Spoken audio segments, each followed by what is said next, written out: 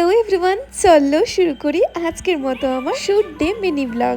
By the way, আমি কিন্তু শুটের blog ছাড়াও আমার ডেইলি লাইফের অনেক ব্লগই তোমাদের সাথে শেয়ার করি, কিন্তু তোমরা যেহেতু আমার শুটের ব্লগগুলো দেখতেই বেশি ভালোবাসো, ওর জন্য কিন্তু আমি শুটের ব্লগগুলোই তোমাদের সাথে বেশি শেয়ার করে থাকি। যাই হোক, আজকে আমার শুটের লোকেশন ছিল শিয়ালদা ঋত্বিক নার্সিং হোমের কাছে।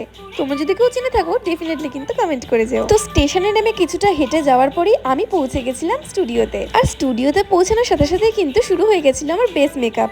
আর আজকে কিন্তু শুধু মেকআপটা ছিল আমার ফেসে, আজকে কিন্তু হেয়ার বা জুয়েলারি বা ড্রেস কিছুই ছিল না, আজকে জাস্ট ফেস মেকআপ ডেমনস্ট্রেশন ছিল। আর এটাই ছিল আজকে আমার final face makeup demonstration look, একটা গ্লসি গ্ল্যাম লুক। তোমাদের কেমন লাগছে এই লুকটা তোমরা কিন্তু কমেন্ট করে জানিও। সেরকম শুটের কোনো ব্যাপার ছিল না, হেয়ার ড্রেস জুয়েলারি কিছুই পরিনি বলে আমার কিন্তু খুব তাড়াতাড়ি হয়ে গেছিলো। আর ওই 5:30 থেকে 6টার মধ্যে কিন্তু আমি বেরিয়ে এসেছিলাম। তারপরে কিছুটা হাঁটা পথে আমি কিন্তু পৌঁছে গেছিলাম শিয়ালদা স্টেশনে।